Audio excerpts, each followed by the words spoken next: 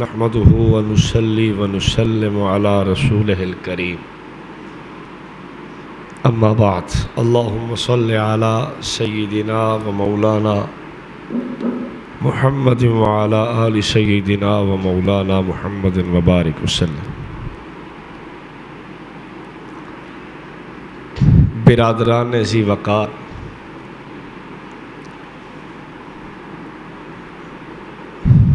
ہم تمام مسلمانوں کا عقیدہ یہ ہے کہ اللہ کریم نے ہر اعتبار سے نبی پاک صلی اللہ علیہ وسلم کو اعلیٰ اور بہتر بنایا ہے۔ ہر اعتبار سے نبی پاک صلی اللہ علیہ وسلم کو رفعتیں اور بلندیاں عطا فرمائی۔ یہ تمام مسلمانوں کا عقیدہ ہے۔ اگر کوئی مسلمان اس عقیدے کو نہیں رکھتا تو یہ ایک اصولی سی بات ہے، ہم اسے نبی پاک صلی اللہ علیہ وسلم کا محب تو چھوڑیے، آپ علیہ السلام کا غلام تو چھوڑیے، نام لیوا بھی نہیں مانیں گے کہ اللہ نے ساری کائنات کو بنایا اور عزت و رفعت و بلندی کا تاج آمنہ کے لال محبوب ذوالجلال سید الانس والجان رحمت دو جہاں سرور کون و مکان صلی اللہ علیہ وسلم کو رب نے رفعتیں دی ہیں، بلندیاں دی ہیں، مقام دیا ہے۔ ساری کائنات کو جو عزت و مقام و مرتبہ کی دولت ملی ہے وہ صدقہ ہے، وہ وجہ ہے، وہ اگر وسیلہ ہے تو رحمت دو عالم صلی اللہ علیہ وسلم کی ذات ہے۔ اب یہ کیسے ہو سکتا ہے کہ میں اوروں کے لیے تو عزت کا تاج مانوں، عظمت کی بلندی مانوں، شان و رفعت و احترام و مقام مانوں، لیکن رسول پاک صلی اللہ علیہ وسلم کے لیے نہ مانوں؟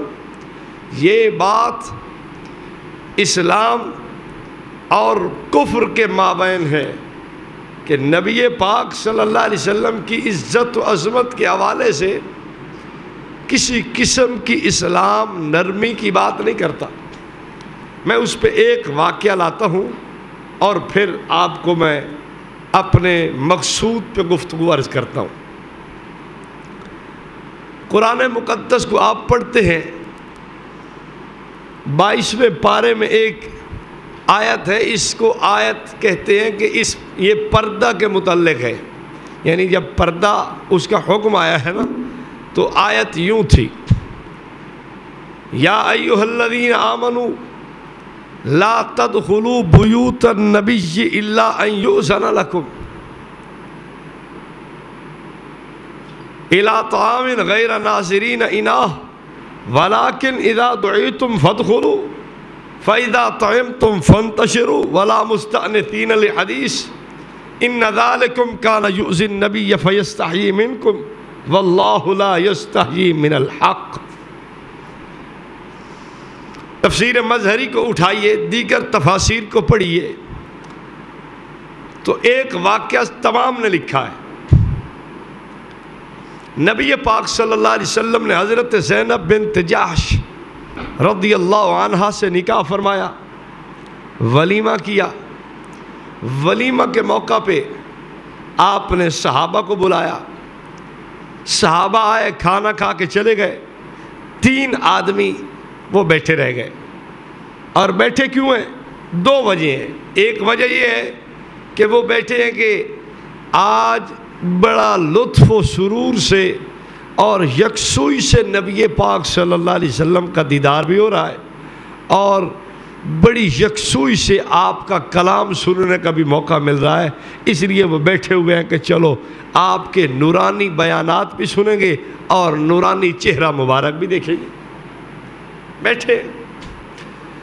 اب آپ اور میں جانتے ہیں کہ ہر آدمی جو گھر کے اندر رہتا ہے تو اس کے گھریلو بہت ساری ضروریات ہیں، بہت سارے مسائل ہیں، بڑے کام ہیں. رحمت دو عالم صلی اللہ علیہ وسلم نے ان بیٹھے ہوئے 3 آدمیوں کو یوں نہیں فرمایا کہ یار جاؤ بھی صحیح، میں نے تمہیں ولیمہ کے لیے بلایا تھا، کھانا کھلا دیا، اب جاؤ. معلوم ہوا کہ اخلاق نبوت میں سے یہ بات ہے کہ کسی مہمان کو گھر آئے تو اس کو یوں نہ بھیجا جائے کہ چل بھائی نکل، مہمان ہے. ایک بات میں کرتا ہوتا ہوں اپنے بیلیوں سے، میں ان سے پوچھتا ہوں کہ یار تبلیغی جماعت والے مسجد میں آئے، تم نے باہر بھگا دیا ہے، خیر ہے، آئے تو گھر میں تھے، اللہ کے تمہارے گھر تو نہیں آئے نا. تمہیں غصہ تو تب لگے جب تمہارے گھر آئے، دروازہ کھٹکھٹائیں، کہہ جی آج شیروزہ ادھر رہنا ہے ہم نے، پھر آپ کو حق ہے کہ آپ کو نہیں جی نہیں ہمارا گھر ہے، آپ گھر نہیں، آپ کہیں اور جا ٹھہرے.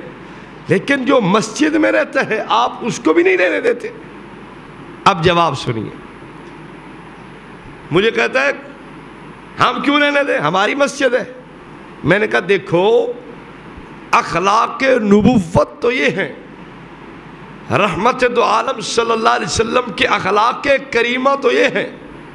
چونکہ ہم سارے حضور پر نور صلی اللہ علیہ وسلم کو نمونہ مانتے ہیں تو آپ کے اخلاق کا یہ بھی تو ہمیں درس ہے نا کہ مہمان آئے تو اس کا اکرام کر. یہ نہیں کہ آپ اس کو باہر بھگا دیں کہ چلو ہم رہنے ہی نہیں دیتے.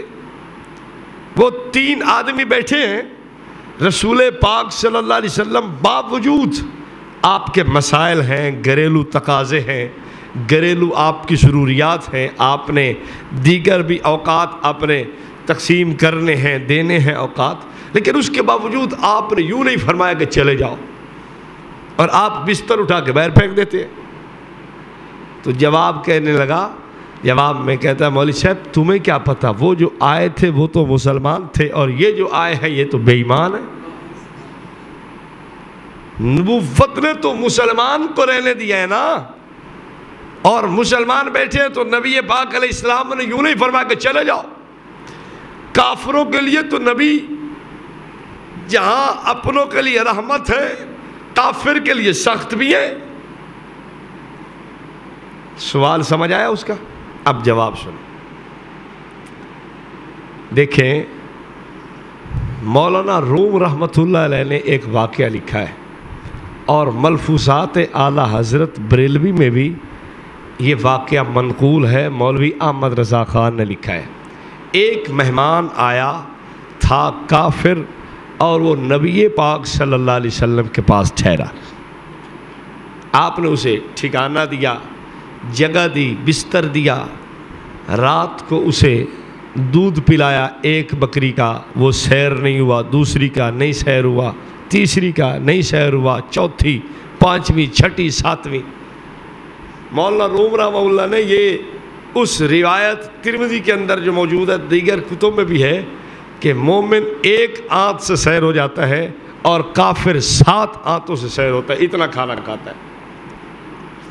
اس کی تشریح میں مولانا روم نے لکھا ہے جب 7 بکریوں کا دودھ اس نے پیا تو فطری بات ہے کہ پیٹ اس کا خراب ہونا تھا.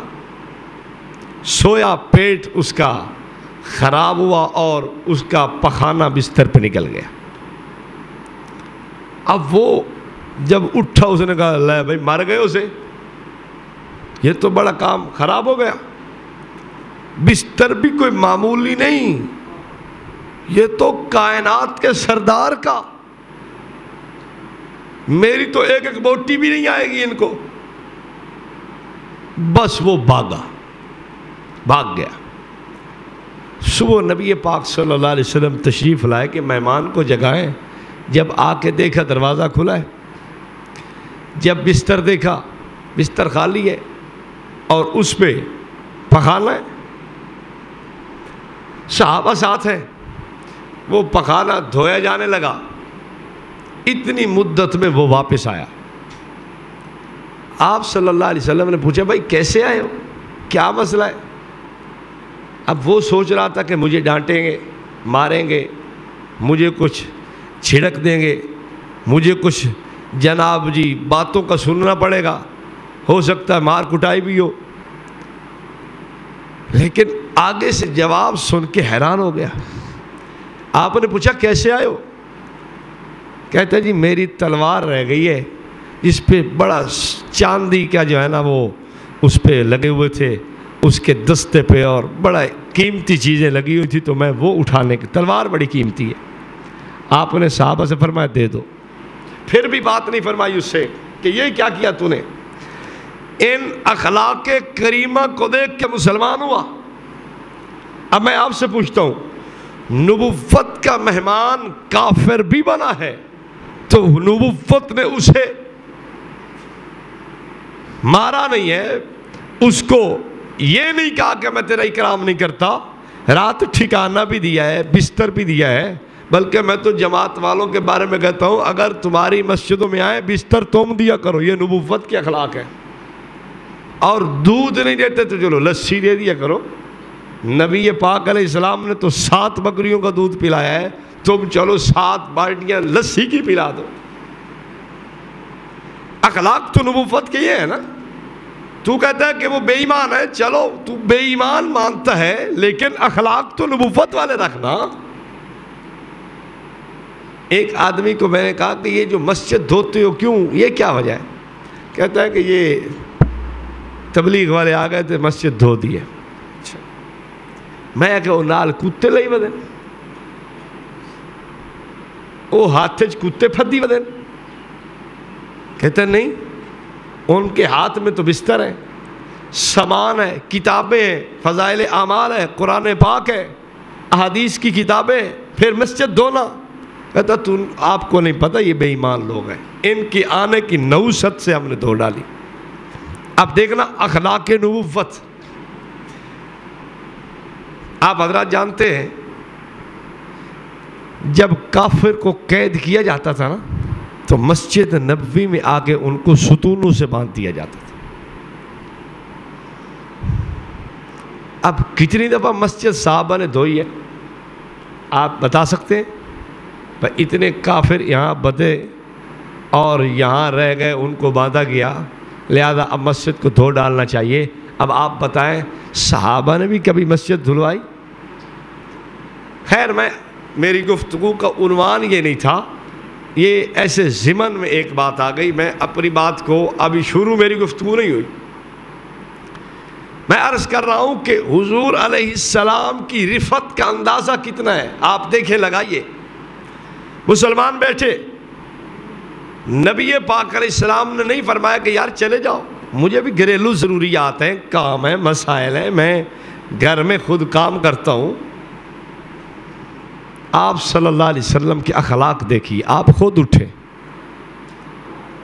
ان سے کہنے لگے کہ مجھے کام ہے میں آتا ہوں. آپ تشریف لے گئے، تھوڑی دیر بعد تشریف لائے، آپ پھر چلے گئے، پھر تشریف لائے، وہ لوگ بیٹھے ہیں، آپ پھر چلے گئے. یوں انہیں نہیں کہا کہ تم گئے کیوں نہیں.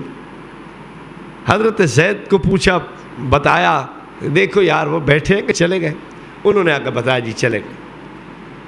اب رحمت دو عالم صلی اللہ علیہ وسلم نے نہیں بات فرمائی کہ چلے جاؤ، اللہ کا قرآن آ گیا. قرآن کہتا ہے کہ آئندہ نبی اگر تمہیں بلائیں اپنے گھر میں کھانے کے لیے تو کھانا کھاؤ اور چلو. وَلَا مُسْتَأْنِسِينَ لِحَدِيث، باتوں کے لیے نہ بیٹھ جانا، نورانی وجدانی باتیں سننے کے لیے نہ بیٹھ جانا. کیوں؟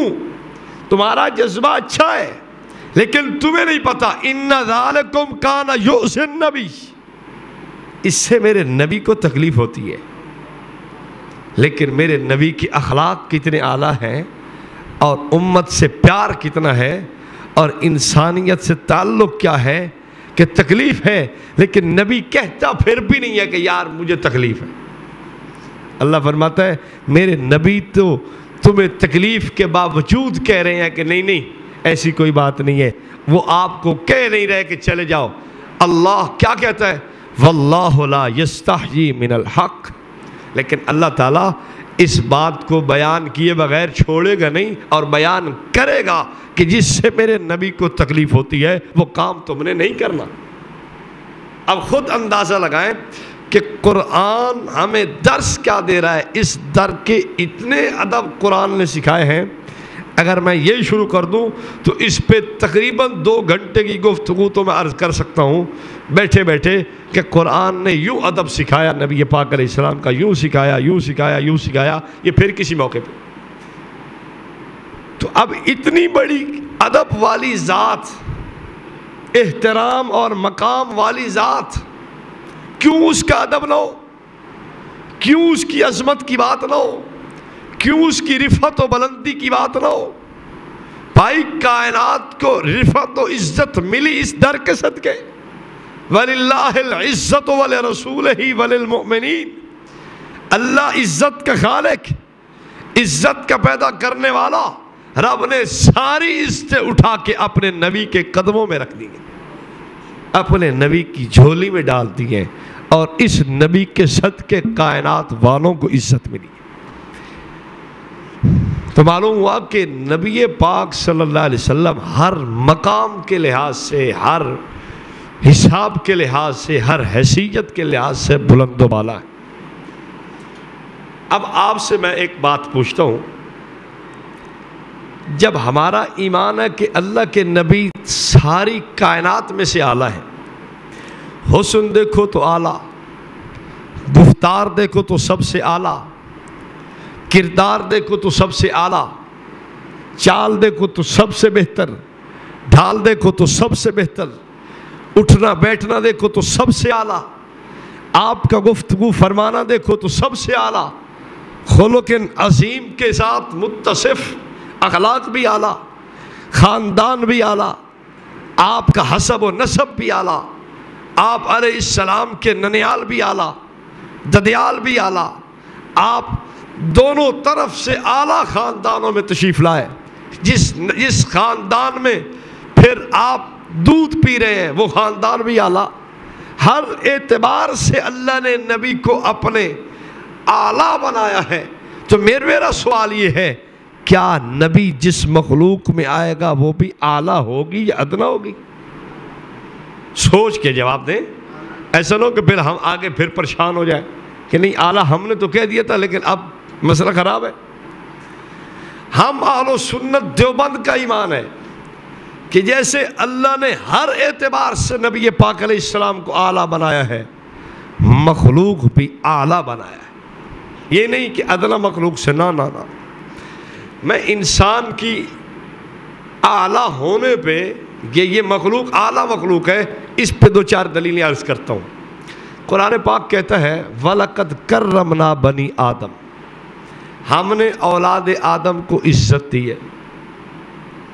قرآن کہتا ہے وَإِذْ قَالَ رَبُّكَ لِلْمَلَائِكَةِ إِنِّي جَاعِلٌ فِي الْأَرْضِ خَلِيفَةً، فرشتے تو کہہ رہے ہیں نَحْنُ نُسَبِّحُ بِحَمْدِكَ وَنُقَدِّسُ لَكَ، تیری تسبیح بھی کرتے ہیں، تیری پاکی بھی بیان کرتے ہیں، لیکن اللہ نے پھر بھی اپنا نائب انسان کو بنایا ہے اور فرشتوں سے کہا ہے کہ میں اپنا نائب بنانے لگا ہوں۔ قرآن سے پوچھئے انسان کی شان کیا ہے؟ قرآن کہتا ہے خلقتک بیدی، اللہ فرماتے ہیں انسان تجھے دست قدرت سے بنایا ہے۔ انسان کی شان کیا ہے؟ انسان کی شان یہ ہے کہ اس کو ملائکہ کا مسجود بنایا، ملائکہ اس کو سجدہ کرتے ہیں، دست قدرت سے پیدا ہوتا ہے۔ قرآن نے قسم اٹھائی والتین والزیتون وطور سینین وہذا البلد الامین لقد خلقنا الانسان فی احسن تقویم، 4 قسمیں رب العالمین نے ارشاد فرمائیں، پھر فرمایا کہ میں نے انسان کو بہترین انداز میں پیدا فرمایا۔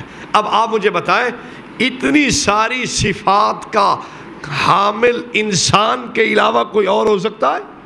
جس کے بارے میں کہا جائے کہ اس کو اشرف المخلوقات بنایا، جس کے بارے میں کہا جائے کہ اس کو دست قدرت سے بنایا، جس کے بارے میں یہ کہا جائے کہ اس کو سب سے خوبصورت بنایا ہے، اس کو خلافت کا تاج دیا، نیابت کا تاج دیا ہے، اور اس کو عظمت کا تاج دیا ہے، وہ فقط انسان ہے۔ اور آپ کو ایک بات یہی آ گئی ہے تو وہ بھی کہتا چلا جاؤں، آپ کو علم ہوگا کہ شیطان انسان کا دشمن تھا۔ شیطان کیا کہنے لگا؟ اللہ کریم نے پوچھا ما منعک ان تسجد اذ امرتک، میں نے تجھے حکم دیا ہے کہ سجدہ کر، اس میرے آدم کو تو نے سجدہ نہیں کیا؟ کیا وجہ ہے؟ کس چیز نے روکا تجھے؟ کیا کہنے لگا؟ انا خیر منہ خلقتنی من نار وخلقتہ من طین، کہتا ہے میں اس سے بہتر ہوں۔ دلیل یہ ہے کہ میں مٹی سے نہیں آگ سے بنا ہوں، اور یہ مٹی سے بنا ہے، تو میں اس سے اعلیٰ ہوں۔ توجہ، کائنات میں سب سے بڑا جرم، کائنات میں سب سے پہلا جرم، کائنات میں سب سے پہلا مجرم جس کو دنیا شیطان کہتی ہے، اور اس کا پہلا جرم، سب سے بڑا کائنات میں جو جرم ہوا ہے، اس جرم کا نام کیا ہے؟ آپ کہیں گے تکبر۔ تکبر کی وجہ کیا تھی؟ میرا آپ سے سوال ہے کہ شیطان تکبر کیوں کرتا ہے؟ شیطان کیوں کہہ رہا ہے؟ دیکھنا، شیطان نے اپنی بہتری کا جو قول دیا ہے، اس قول پہ دلیل کیا بنائی کہ میں بہتر ہوں، اس لیے کہ میں آگ سے اور یہ مٹی سے۔ یاد رکھنا، کائنات میں سب سے پہلا جرم، یہ تکبر میں بعد میں مانتا ہوں، سب سے پہلا جرم یہ ہے کہ انسان کی عظمت کو حقارت سے دیکھنا۔ سب سے پہلا جرم کیا تھا؟ کہ انسان کو، مٹی سے بنے ہوئے کو حقیر سمجھنا۔ خدا عزت دیتا ہے، خدا کہتا ہے خلقتک بیدی، خدا فرماتا ہے کرمنا بنی آدم، خدا فرماتا ہے لقد خلقنا الانسان فی احسن تقویم، خدا فرماتا ہے کہ میں نے تجھے اپنا خلیفہ بنایا، خدا نے نیابت دی، مسجود ملائکہ بنایا، لیکن یہ کیا کہتا ہے؟ کچھ نہیں ہے۔ اب بتاؤ، انسان کی انسانیت کو یا بشر کی بشریت کو سب سے پہلے حقارت کی نظر سے کس نے دیکھا ہے؟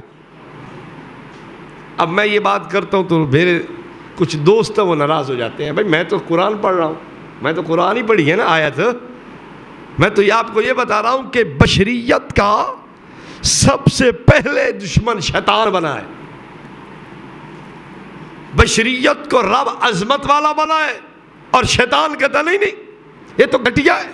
اب خود سوچنا، جو بشریت کو اعلیٰ مانتا ہو، جو انسان کی انسانیت کو اعلیٰ مانتا ہو، افضل مانتا ہو اور بہتر مانتا ہو، اب بتانا خدا کا قرآن اس کا ساتھ دیتا ہے یا جو رحمت دو عالم صلی اللہ علیہ وسلم یا دیگر انبیاء کی بشریت کو حقارت کی نظر سے سمجھتا ہو کہ بشریت تو گھٹیا چیز ہے؟ آپ خود سوچنا، یہ رحمانی قرآن کی سوچ پہ نہیں کھڑا، یہ شیطانی سوچ پہ کھڑا ہے۔ بات سمجھ آ رہی؟ تو بشر کو حقیر سمجھنے والا سب سے پہلے کون ہے؟ شیطان۔ شیطان کو یہ چیز اچھی نہیں لگی، جل گیا،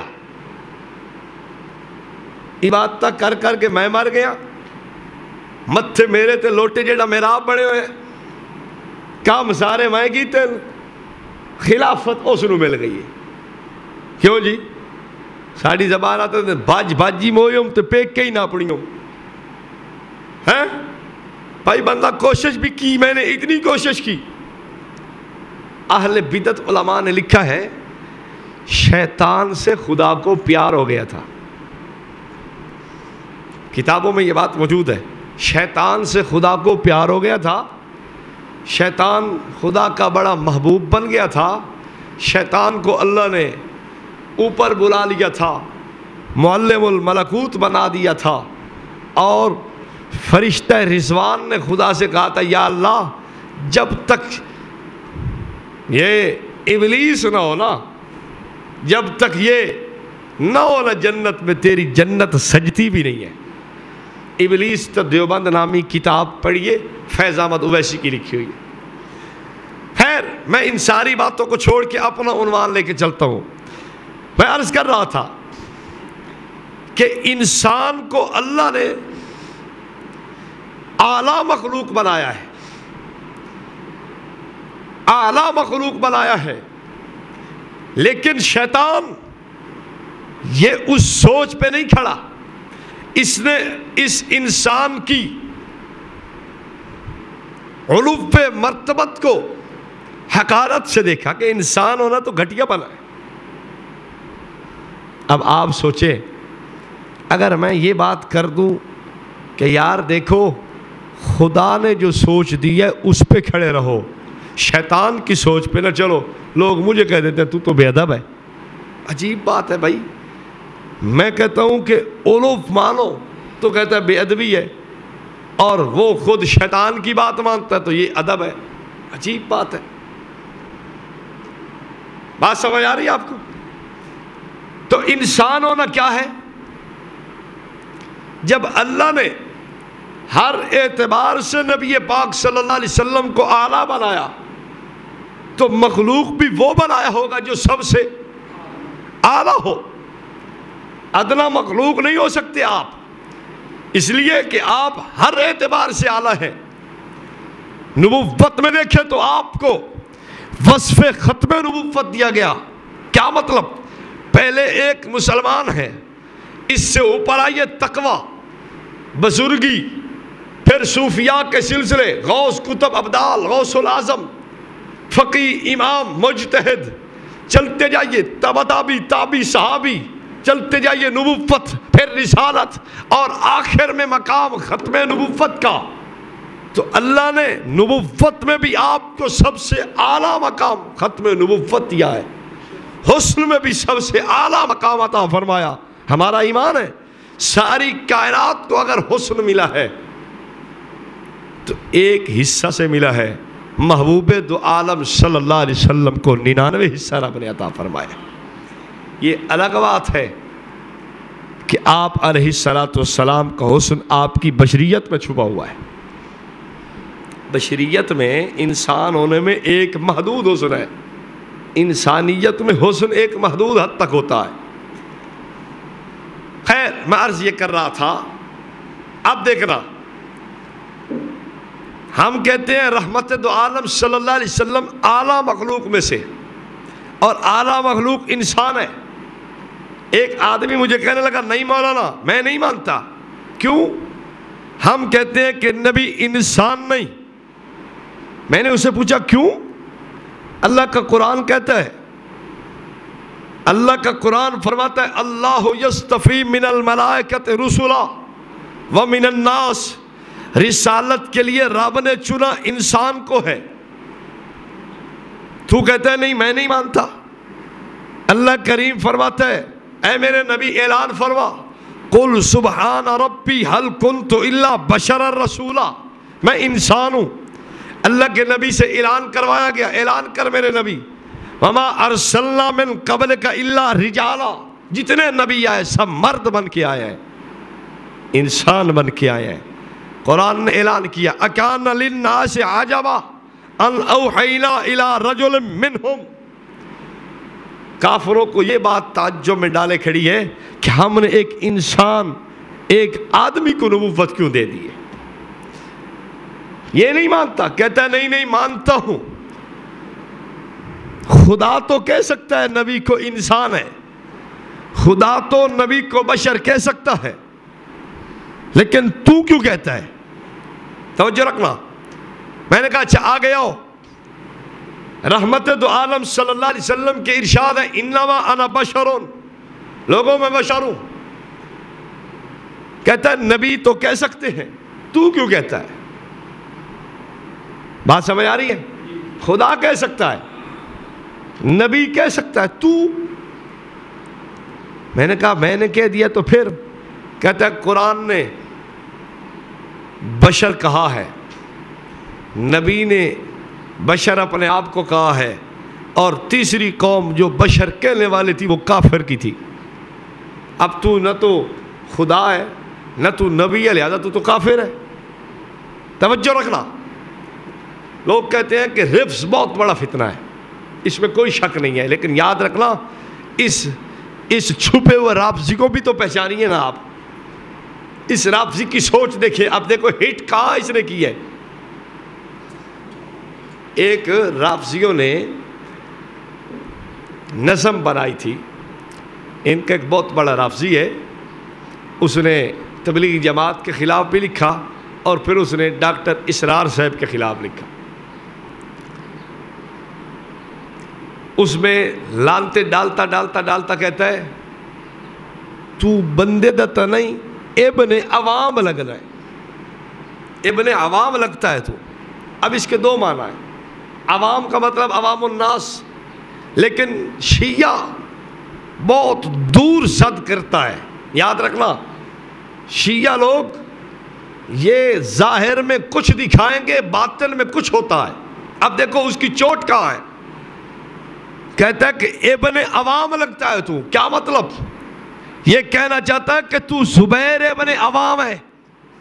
دیکھو گالی کہاں اس نے دیا جا کے، زبیر ابن عوام، حضرت زبیر رضی اللہ تعالیٰ عنہ جو عشرہ مبشرہ میں سے، نبوت کے صحابی، جنتی، کلن وعد اللہ الحسنہ۔ سوچ دیکھیے، کہتا ہے تو بندے داتا نہیں، ابن عوام لگنا ہے۔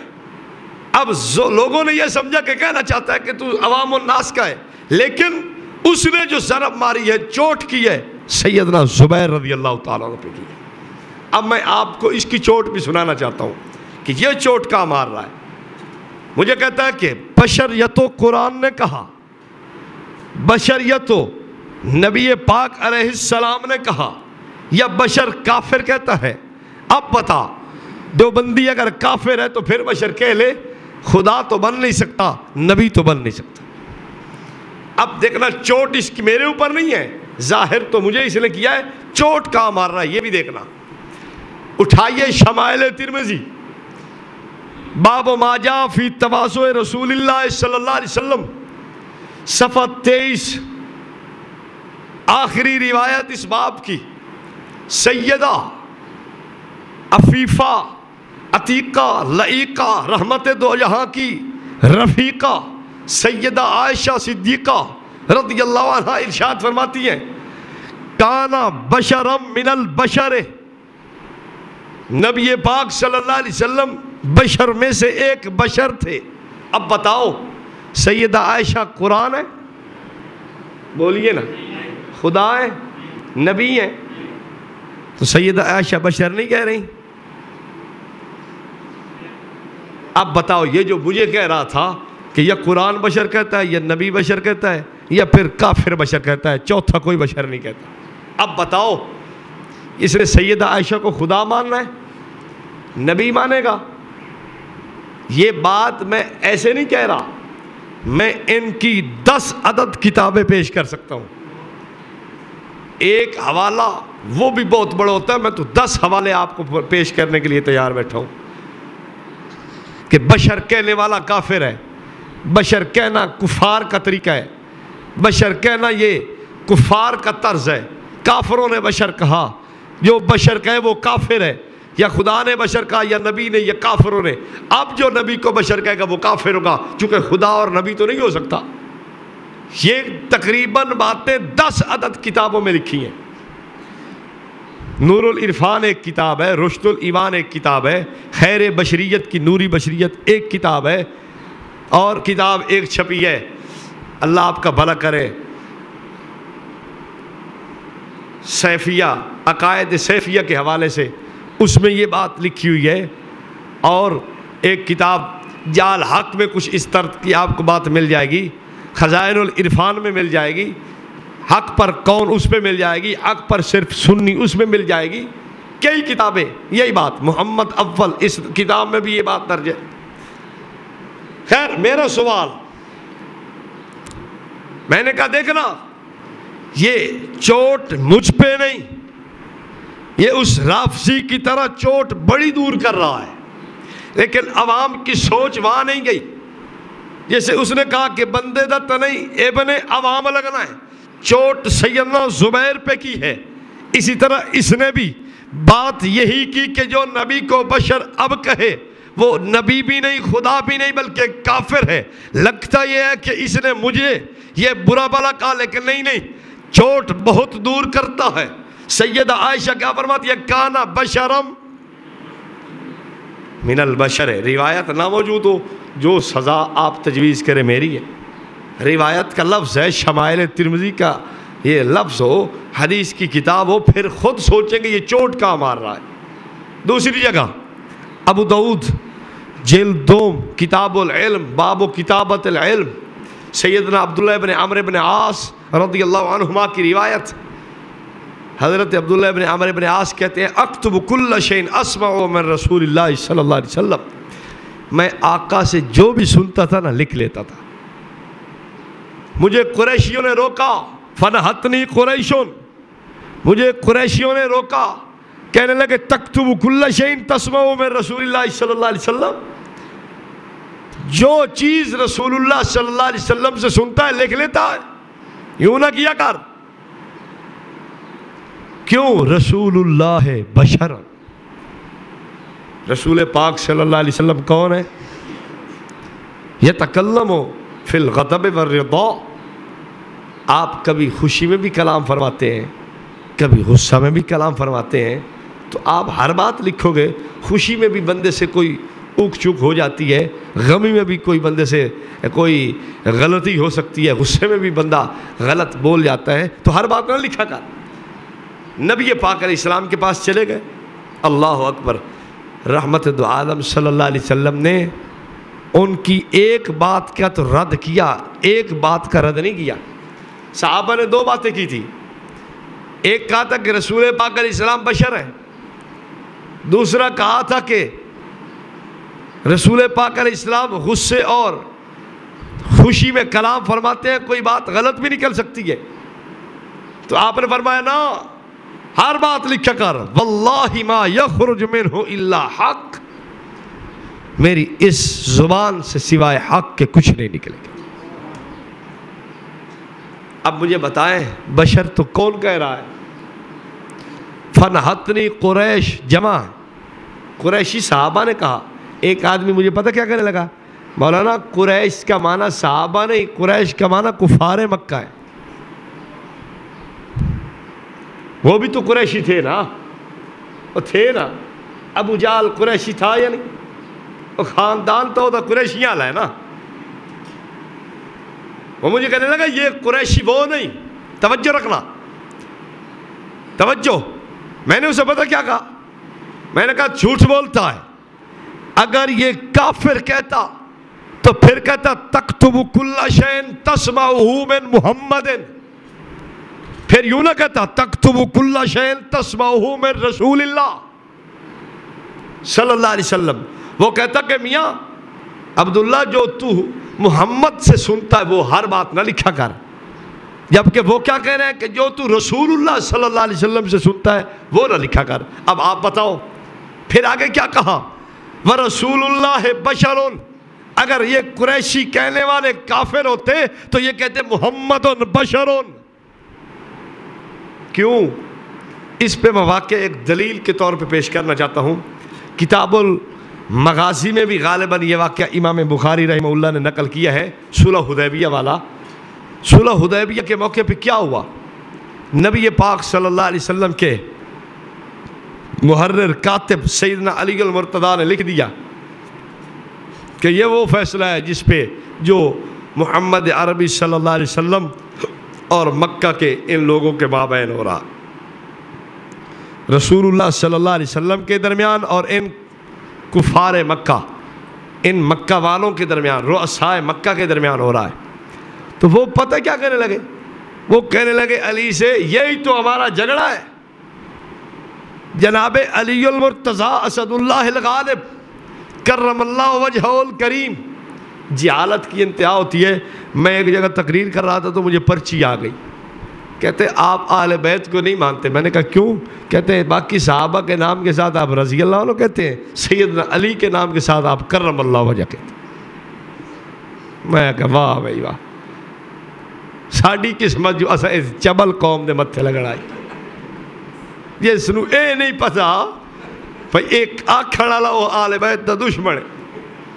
افسوس اے واہ ساڑی اس قوم دی قسمت۔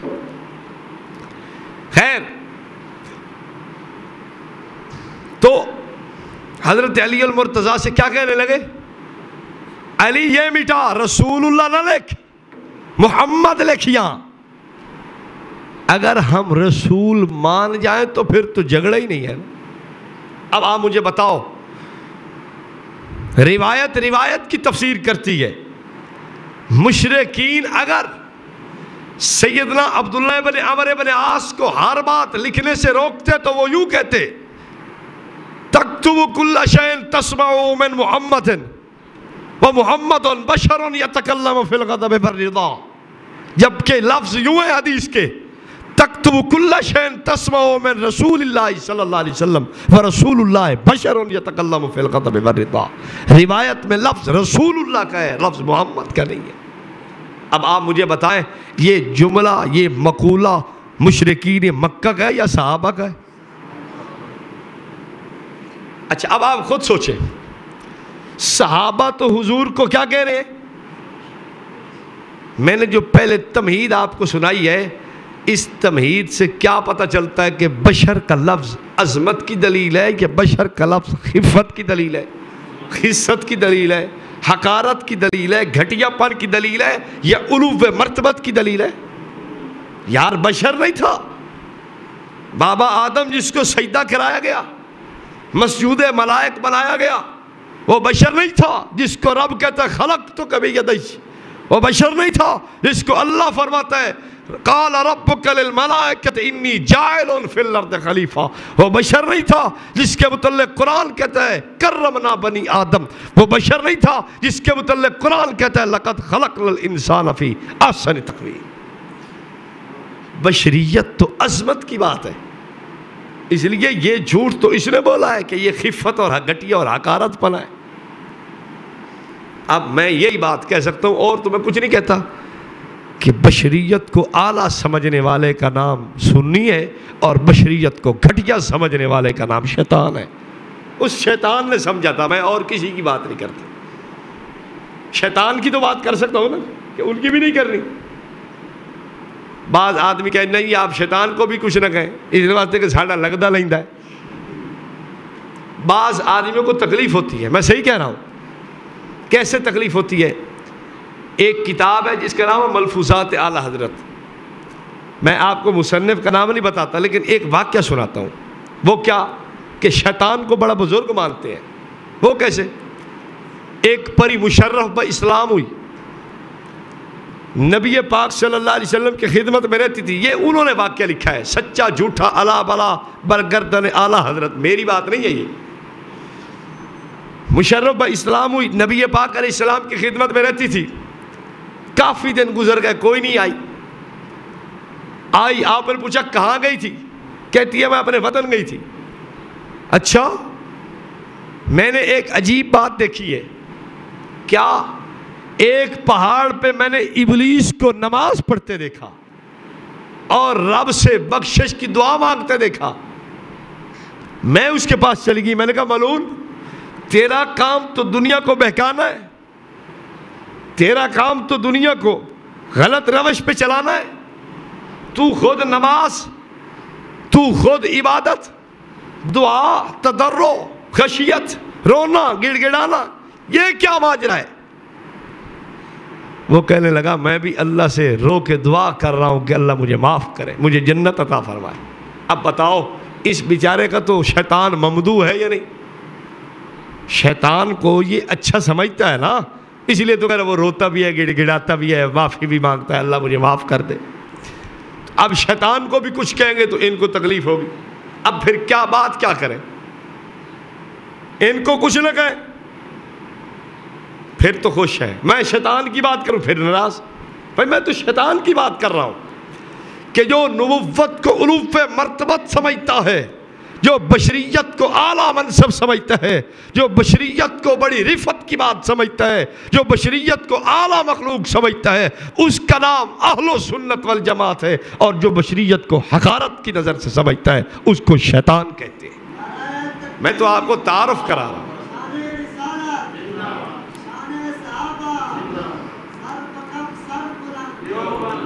اب دیکھیں، میں ساری گفتگو اسی خلاصے پہ کرنا چاہتا ہوں. چونکہ تربیتی نشست ہے اس لیے میرا دل تھا کہ میں اسی ایک عنوان کو اتنا بیان کر دوں کہ پھر اس عنوان پر کسی اور گفتگو کی ضرورت باقی نہ رہے انشاءاللہ.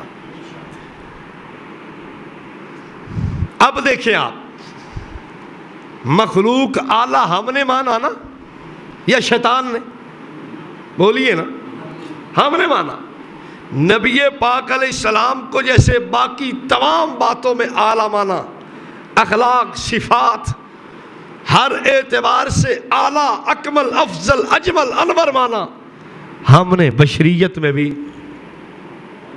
بولیے نا. شیطان کی اپنی سوچ ہے، جو دل اس کا چاہے کرے. ہم کسی شیطان کو روک نہیں سکتے. توجہ. اب اس پہ میں ایک بات اور کرتے چلے جاؤں. شاید کسی کے ذہن میں ایک سوال پیدا ہو کہ عجیب بات ہے، ہم بھی بشر، نبی بھی بشر، ہم بھی انسان، نبی بھی انسان، فرق کیا رہ گیا؟ فرق کیا ہوا؟ آپ دیکھیں، آپ کے اس لاہور میں پانی ہوتا ہے کہ نہیں ہوتا؟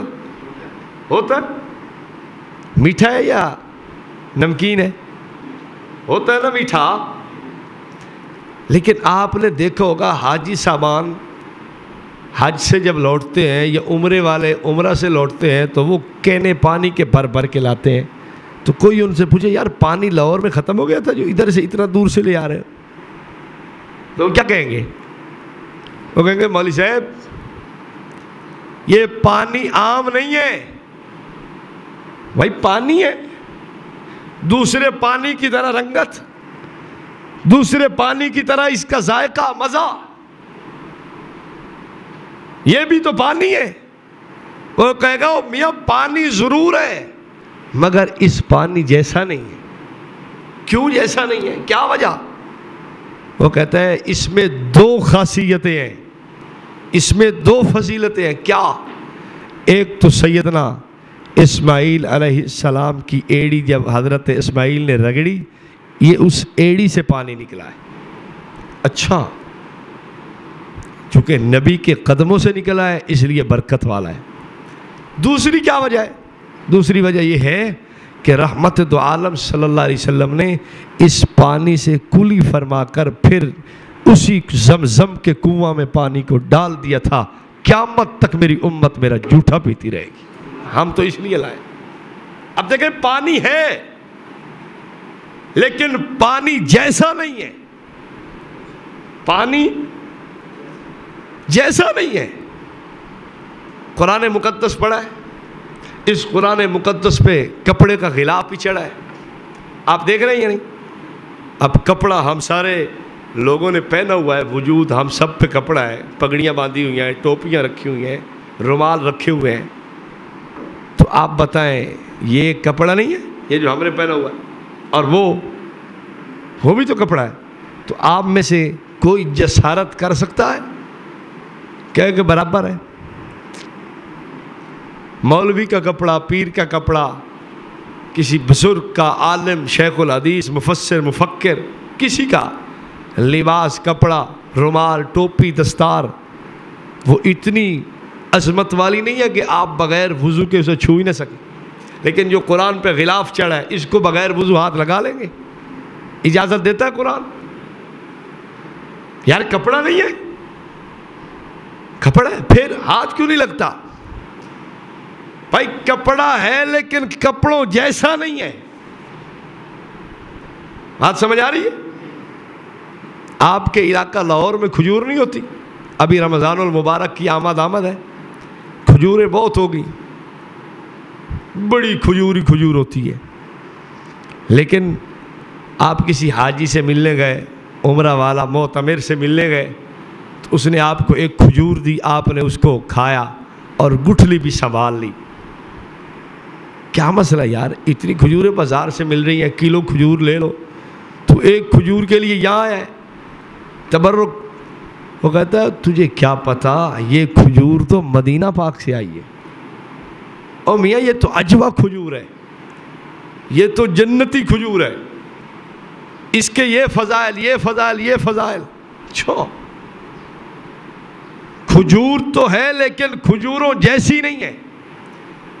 کھجوروں جیسی کا مطلب یہ ہے کہ اس کا مقام کھجوروں جیسا، بلکہ ان سے کپڑا وہ بھی اور کپڑا یہ بھی، لیکن ساری کائنات کے کپڑے مل کے اس غلاف کا مقابلہ نہیں کر سکتے۔ پانی زمزم کا بھی، پانی یہ بھی، ساری کائنات کا پانی مل کے زمزم کا مقابلہ نہیں کر سکتا۔ اس کا مقام، شان، رفعت، بلندی وہ رب نے بہت رکھی ہے۔ بس میں یہی بات کرنا چاہتا ہوں، بشر میں بھی ہوں، بشر آقا بھی ہیں، لیکن یاد رکھنا میں بشر انتہا میں ہوں، یعنی میری بشریت تو ادنا ہے اور آپ کی بشریت سب سے اعلیٰ ہے۔ ساری کائنات کی بشریت سے آپ عرفہ ہیں، سارے بشروں سے آپ بہتر ہیں، سردار ہیں، سب کے سردار ہیں۔ اس کی میں ایک مثال اور دیتا ہوں۔ دیکھیں پھل آپ نے کئی دیکھے، ایک جامن کا پھل ہے، ایک پھل ہے امرود جسے کہتے ہیں، ایک مالٹا ہے، کیلا ہے، سیب ہے، جامن ہے، چلتے چلتے آم ہے، پھل ہی ہے نا۔ ان پھلوں میں آپ تناسب نکالیں گے کہ ان میں اچھا کون ہے، چلتے چلتے آپ کہیں گے جی آم بہتر پھل ہے۔ پھر پھولوں کی طرف آئیے، پھولوں میں یہ چمیلی کا پھول ہے، یہ فلاں رات کی رانی ہے جی، یہ فلاں پھول ہے، یہ فلاں پھول ہے بڑی خوشبو والا ہے، یہ گلاب کا پھول ہے۔ ایمان، اسلام، یقین، مومن کو مثال کھجور سے میں نہیں دے رہا، بخاری دیتی ہے۔ روایات میں آتا ہے نبی پاک صلی اللہ علیہ وسلم نے مومن کی مثال کھجور سے دی ہے۔ اب بتانا، مومن کی مثال پھل سے میں نہیں دے رہا، نبوت دیتی ہے۔ ایک پھل وہ ہے جو کھجور پہ لگا، جامن پہ لگا، آم پہ لگا، یہ پھل اپنی اپنی شان والے ہیں۔ میں کہتا ہوں یہ ولایت کے درجے ہیں۔ پھر نبوت کا درجہ پھولوں میں دیکھو، یہ جی رات کی رانی، یہ جی کلی ہے، یہ فلاں ہے، یہ فلاں ہے، یہ پھل، یہ پھول نبوت والے۔ پھر ایک پھول جس پہ ساری کائنات کا اتفاق کہ سب سے بہتر، جس کو گلاب کا پھول کہتے ہیں۔ میں عرض کرتا ہوں دیکھنا، لکڑی ہی تھی جس لکڑی پہ آم لگا ہے، لکڑی ہی تھی جس پہ کانٹا لگا ہے، یہ کافر کی مثال ہے۔ لکڑی ہی تھی جس پہ سیب لگا ہے، لکڑی ہی تھی جس پہ جناب جامن لگا ہے، لکڑی ہی تھی جس پہ پھول لگے ہیں۔ دیکھنا پھلوں کی لکڑی وہ ذرا کثافت والی ہے، اور پھولوں کی لکڑی یہ ذرا اس سے لطافت والی ہے، اس سے تھوڑا لطیف ہے، ویسی کثیف نہیں ہے، ویسی سخت نہیں ہے جیسی ان کی تھی۔ آپ دیکھنا ان میں دیکھتے آؤ، کہیں کلی، کہیں رات کی رانی، کہیں دیگر گلدستہ میں پھول سجے ہیں، لیکن ایک پھول کس کا ہے؟ گلاب کا پھول ہے۔ اس کی نفاست اپنی شان رکھتی ہے۔ اب دیکھیں ہیں سب لکڑی پہ لگے ہوئے، ہر ایک لکڑی میں فرق ہے یا نہیں؟ جامن کی لکڑی اور گلاب کی لکڑی میں فرق نہیں ہے یا نہیں؟ یہ وہ پھل ہے، ادھر جامن لگا ہے، ادھر گلاب کا پھول لگا ہے، آپ فرق دیکھتے جائیں۔ بہرحال اس پہ بے شمار مثالیں ہو سکتی ہیں کہ اللہ نے نبی پاک صلی اللہ علیہ وسلم کو بشر بے شک بنایا ہے، لیکن کائنات میں سے سب سے بلند و بالا، ساری بشریت کا جہاں اختتام ہو رہا تھا عظمت کا، رب نے نبی کو وہ بشر بنایا۔ اور بلکہ ہمارا ایمان تو یوں ہے، اللہ نے بشر کو عظمت والا کیوں بنایا ہے؟ میرا ایمان یہ ہے اس لیے بنایا ہے کہ اللہ نے نبی پاک صلی اللہ علیہ وسلم کو چونکہ بشر بنانا تھا۔ اس پہ دلائل اور بھی میں دے سکتا ہوں، چونکہ گھنٹہ گفتگو ہو چکی ہے۔ اب میرا دل ہے کہ آپ کا اس کے متعلق کوئی سوال ہو تو آپ وہ سوال کریں، انشاءاللہ ہماری نشست چلتی رہے گی، ہم ایک ایک عنوان پہ سیر حاصل گفتگو کریں، لیکن اس پہ ابھی کچھ باتیں میری برقرار ہیں، رہتی ہیں جو میں نے کرنی ہے۔ انشاءاللہ اگلے درس میں ہم یہیں سے گفتگو شروع کریں گے، اور پچھلی بات کا خلاصہ عرض کر کے ہم آگے یہیں سے بات کو شروع کریں گے کہ بشریت اعلیٰ ہے تو پھر نورانیت کی کیا بات ہے۔ ہم نورانیت پہ بھی گفتگو کر کے آپ کو بتائیں گے، ایک نور میں مانتا ہوں، ایک نور یہ مانتا ہے۔ میں جیسے نور مانتا ہوں وہ کیسے ہے، جیسا یہ نور مانتا ہے وہ کیا ہے۔ پھر آپ دیکھیں گے کہ عظمت ویسا ماننے میں ہے جیسے اہل و سنت دیوبند مانتا ہے۔ میں انشاءاللہ یہ اگلی گفتگو میں اس پہ دلائل دوں گا کہ ہم جیسے نبی پاک صلی اللہ علیہ وسلم کو نور مانتے ہیں وہ بھی اعلیٰ مانتے ہیں، جیسے بشر مانتے ہیں وہ بھی اعلیٰ۔ وَأَقُولُ قَوْلِي هَذَا وَأَسْتَغْفِرُ اللَّهَ العظیم۔